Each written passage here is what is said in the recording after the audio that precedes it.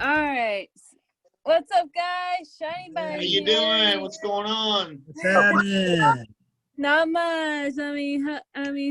Welcome to Shiningbind Band Talk, and here we are with the awesome band, with this most awesome band, Wyld Ryde. So first off, how are you guys doing? Do you miss doing shows because of COVID? Yeah, Absolutely. No doubt, man. It's like a fish out of water. We're jonesing to play in front of a live crowd again. It's like, it's really been crazy this year. We had big plans for 2020, and this stuff just kind of, sent us on a different direction for this year anyway. But we're ready to come out this year, hopefully, with the vaccine, everything going on, and get back to business what we were doing. So. Yeah. Oh, that's good. That's good. I mean, I'm hoping there's some silver lining right there with the vaccine. So, Now tell us a little about yourself, like who you guys are. Hi. Go ahead, Tommy. Hi. Okay, I am Tommy Blitz. I am a guitarist, lead guitarist, rhythm guitarist, whatever is needed. Whatever Chief needs as far as guitar. I do background vocals, and on the side, I have like different hobbies. I paint, I do portraits and things like that. I play chess sometimes. I like to go on long walks in the evening, and there's a lot of different sides to me. There's so many things to explain. I probably better pass it on to someone else. Yeah, I'm Chief. I am the lead singer / guitar player of Wyld Ryde. And I'll keep it short and sweet. I'm Mick, and I'm the bass player. Mick Watkins, otherwise known as Dick Twatkins, bassist and background vocals. Hey, I know you. Yeah, well, hey, there he is. There he is. What's up, guys? We're just in the middle of introductions. Introduce yourself. My name is Michael Kidd, and I'm the drummer. I think I am, at least. There he is. Awesome. I can get all you guys on here, but Glad you made it. So Yeah, sorry about that. Go ahead. It's all good. So how'd you come up with the name Wyld Ryde? What inspired you to come up with that name? That's a great story right there. Explain that one. Who, me? Yeah. I think Mick can do better. We were actually out at a strip club one night, and this girl walked past us, and I looked at the guy and said, "Man, she looked like she would be a Wyld Ryde." And I said, "Hey, that's the name of the band." So that's kind of how it came about. True story. It really is a true story. It's not made up. It's the whole truth and nothing but the truth. That's really awesome. I mean, I like that. That's pretty cool. Mm-hmm. And so, this this leads to this other question. So, how did you all meet? Like, how did Wyld Ryde come together as a band? Well, it started with Chief and I jamming. We'd been through different band members at different times. We would just jam off and on, and it's really started with just a bass of Chief and I. We'd play guitar with each other, and we would be, like sometimes we'd have people join in, we had people quit, and so we couldn't really keep track of it all. We just said to ourselves, no matter what we're going to do, we're going to end up playing anyway, because that's just what we are. It's in our blood. It's like, you can't deny who you are. So we just, started from there, and we started picking up different people along the way, and we started writing songs. The creative edge is what we were driving for, and because we love doing originals, and we like covers too, but the main thing with us is that we love to write, and so we decided to build a repertoire, and no matter who came or left, we would have that repertoire, and it would keep building and building. And so then no matter what would happen, by the time we finally did get the dream members, we'd be ready to play out with this repertoire of ours. So that's pretty much how it originated. Yeah, that's really awesome. I mean, I'm glad you finally found you're finally glad you guys clicked and managed to be together Yeah. as a family. Yeah, Yeah, pretty much.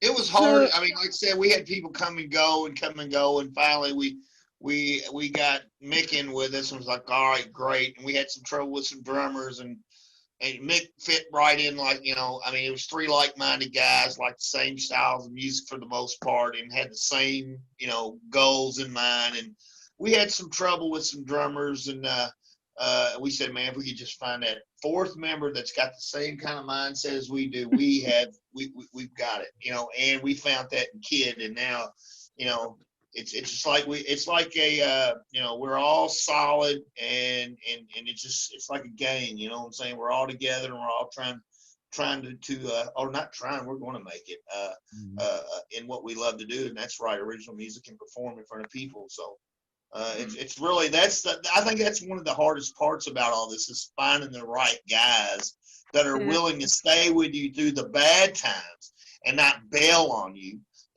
That really, to me, shows a lot of character in people. And all these guys right here, we've been through some tough times, just like right now.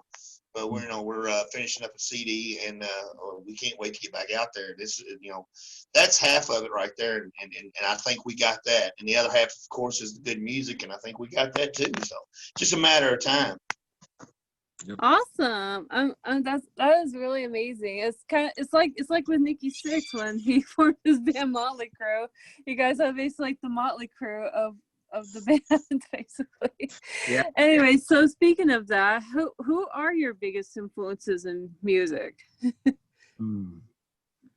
Well, I mean, all as a group, we all love like kind of the same bands. We love Kiss and Motley Crue, bands like that. But then we all like our own kind of styles too. Right. We all Kiss and Motley and Judas Priest and Metallica and stuff, and then we all like our own things as well. That's really cool.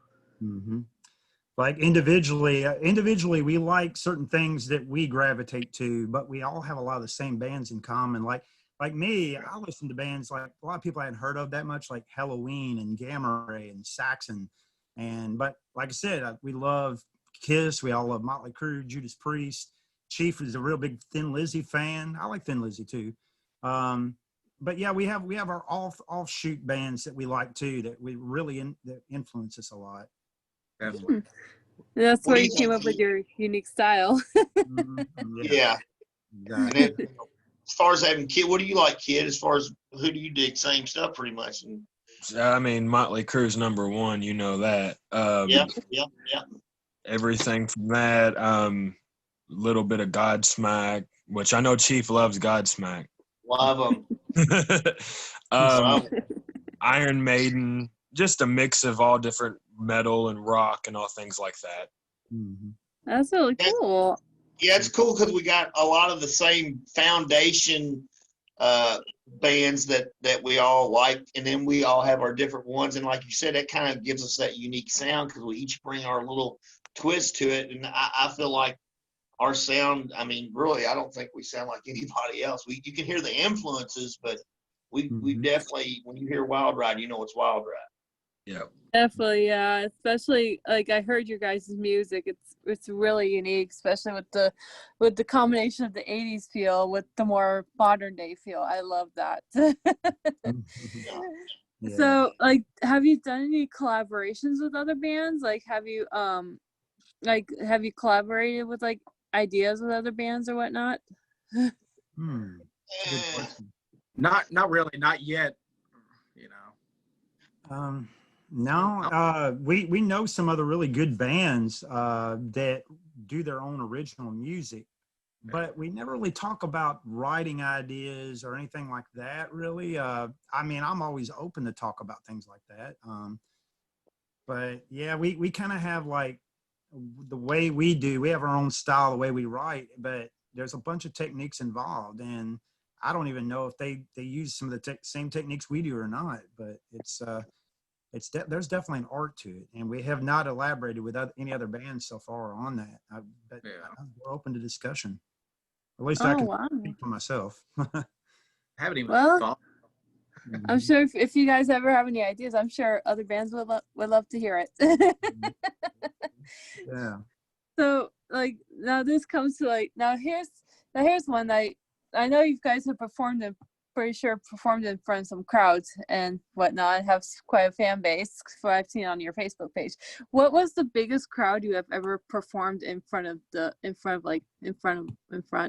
stage, like in front of them? So That'd be Mercury Ballroom was a real good crowd. I mean, that's that's up close to Mm-hmm. what's that? Go ahead. Somebody was talking. That might have been what 850, 900 people. Yeah, it's close to 1,000. I mean, and that was in a really nice setting where a lot of bigger bands come through and play. Ace Frehley's played there, and we actually the last time we played there, we opened up for Tom Kiefer of Cinderella back in February of last year. That was right before all this pandemic stuff started happening. But yeah, that's definitely probably one of the bigger crowds we've done, and it was pretty awesome. that's really cool. Yeah, I remember you sending me that video of like you guys performing, opening up for Tom Kiefer of Cinderella. That's really cool. So now here's a really question at heart. Where do you see yourselves as the time progresses? Well, Going straight to the top. I see us doing Louder Than Life eventually. That's one of the things I see us doing really, really soon. It's almost like I can just imagine it and see it really clear. Eventually, I see us doing Donington Monsters of Rock Festival in England. And the place I always want to be later on is the Wacken Festival in Germany.